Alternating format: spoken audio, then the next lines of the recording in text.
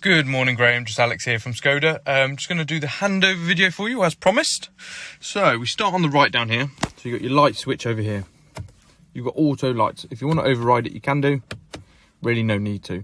And for your fog lights, you just pull the mechanism out. Then onto the door. So you've got your electric front and rear windows with the electric joystick for the wing mirrors. So you've got the pointer, you turn it to R or L, and then just treat this like a joystick to move it. And then you've got heated mode and fold in. They'll fold in anyway when you lock the car, but if you wanted to do it, you can do by turning it to that function. And don't forget your start button is over here on the right hand side. Then to the levers behind, you've got your wipers here. So you push up for all your different speeds, push down for a one-off wipe, pull towards you to clean the windscreen, push away once to wipe the rear, and push away twice to clean the rear. On the left lever, you've got your indicators, and then you've got your full beam and dip. And just here is your cruise. So you see your mileage where it says 12 miles just there. So if I flick this lever across, it's now, focus, disappeared. And that means the cruise control is ready. So you got set or reset. So you set, say you're doing on the motorway doing 70, you'd press set. It will light up 70 in there and it will be green, and that means your cruise control is on. You can go at 1 mile per hour while it's on by tapping up and down in there. If you ever tap on the brake, it will turn cruise control off, and you either reset it at a new speed or set back at the speed you're at. Okay? And just turn off, like so. Then onto the steering wheel. So these ones, come on, camera focus. There we are. So these here control this screen here. So you've got all these folders. So we'll start, you got, thank you, driving data, assistance systems, navigation, audio, telephone, and back to driving data. And you've got all these files within the folder, so which you scroll up and down for. I'll leave you on the digital speedo because that's what everyone tends to have it on, but you can have a play with that and decide what you want to see. That is your safety feature. So front assist is always on.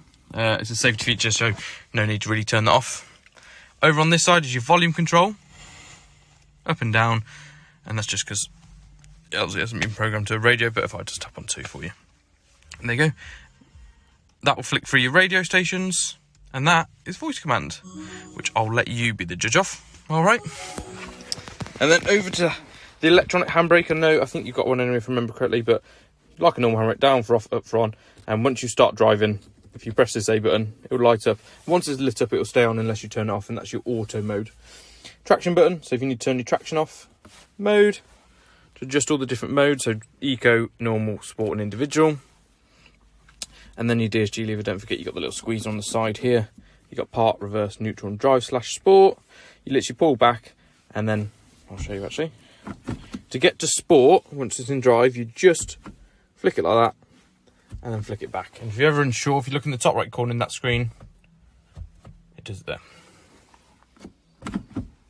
So it's weird doing it with your right hand when you're holding the camera with your left.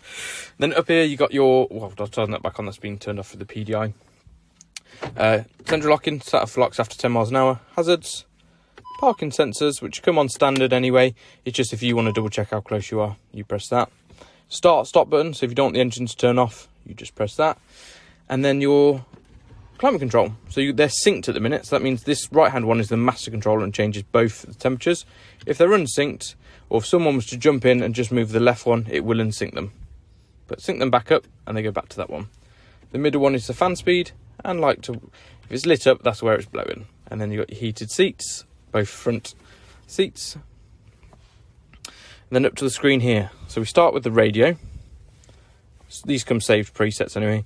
If you hit station list at the bottom there, it's all in alphabetical order. So say if you liked heart, you'd hold your finger on it. Either tap it on one of the empty slots or tap on one of these to override it. I'll leave that there for you. Okay, nice and simple. We'll come back to media in a sec. So phone. So to connect your phone, you just need to search for My SKODA 5972 on your Bluetooth on your phone.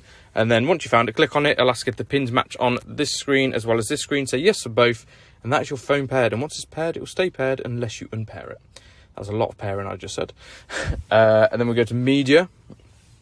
Bottom left corner, source. It's your different ways of playing the music. So obviously you've got My Media. So if you put anything for the USB-C, which is there, or anything like that. And you have... Oh no, they don't do it anymore. Of course they don't. Sorry, ignore me, because it's not SD card driven now. This sat nav's built in. So yeah, My Media. BT audio is Bluetooth, so that's wireless. internet radio, that's like the podcasts and digital radios, but you will need to hotspot your phone to give the car internet to be able to do that. Voice command, nav. So this is the nav screen. So whenever you load in the nav, it will always throw a few suggestions once it gets used to you. But hit this arrow in the bottom right corner, and here's your screen. Obviously it's dark in the minute because it thinks it's night time because we're in this room. So you'd hit search on the right hand side. Just all you do is postcode WR24SF. Tap on that.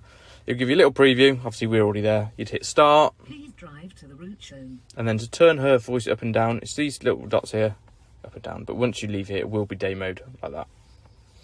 And I'll leave her how she is actually. And then to stop it, you can either stop route guidance there, or in the top left corner, stop there.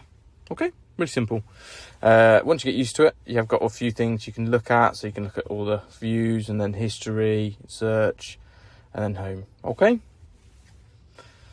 App is your different ways of, basically, if you've got an Android or Apple phone, if you plug it into the USB-C down here, it will ask you to do wireless, wired smart link. If you've got an Apple phone, when you connect it via Bluetooth, it will offer the wireless CarPlay. It's when it mirrors your phone onto that screen. So if you like to use Waze, is it the sat nav a few people use? You can use it on there. Car is car updates, and in there is all your factory settings. Okay. And then lastly, menu. And you can see this little hands on most screen. That's because it's got gesture control. If you wave in front of the screen, it'll move it to the next page.